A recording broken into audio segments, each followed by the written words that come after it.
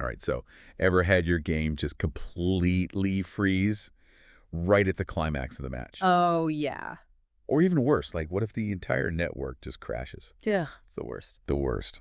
Well, that's what we're diving into today. A recent PlayStation Network outage. Okay. We're going to go beyond just like the technical stuff. We're going to be Yeah. looking at like what happens when our virtual worlds go dark. We've got some user comments, Hmm. and let me tell you, people were not happy. I bet. Yeah, it got pretty intense. Well, it's interesting how these comments we're going to be looking at, like, they actually reveal a much deeper frustration than just like, oh, I can't play my game. Right. It's the sense of being completely cut off. Exactly. Like one user comment said, this is beyond frustrating. And I think that really sums it up. Absolutely. It's not just that you can't play the game, it's something much bigger. It really is. I mean, think about it.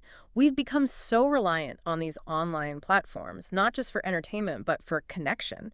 Like, did you know that over 70% of gamers actually consider online gaming their primary way to socialize?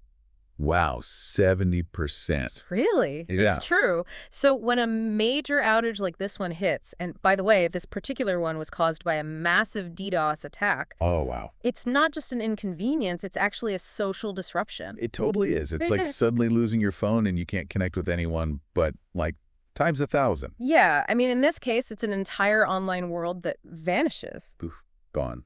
And the impact, I think, can be really profound because for some people, these online gaming communities are the only place where they feel like they belong. That's true. It's where they've built friendships, they've built relationships, it's a big deal. And I never really thought about it like that. It's almost like losing a physical community space, like, if your favorite coffee shop closed down, Exactly. you'd be upset. You would. It's not just about, oh, I can't get my latte. It's about the connections you made there. That's a great analogy. And I think this brings up some really important questions about, like, how much we rely on digital infrastructure now. What happens when these systems fail? Are we, like, actually prepared for what that does to us? Yeah, that's a good point. It's like, are we putting all our eggs in one digital basket? Right. But let's be real, most of us aren't going off the grid anytime soon. So what can we even do to make these digital baskets, I guess, more sturdy? Well, that is the question, isn't it? And I think part of it falls on the providers, the companies that are providing these services. They need to make sure they have the infrastructure in place. They need to have good communication during outages. Yeah, absolutely. But honestly, I think it also comes down to personal responsibility.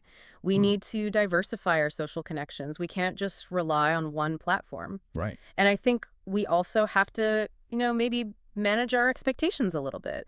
These online platforms are amazing. They're really powerful tools, but they're not perfect. It's true. You can't expect them to be perfect. They are going to fail sometimes. And that's a really good point. It's something to think about for sure. So I guess the takeaway is next time your game crashes or the network goes down, remember, it's not just about the technology failing. It's about the human impact. It's about the connections that we lose. And maybe that's something we all need to be a little bit more mindful of, I think so too. both as the users and the providers. Thanks for joining me on this deep dive. Thanks for having me. Until next time.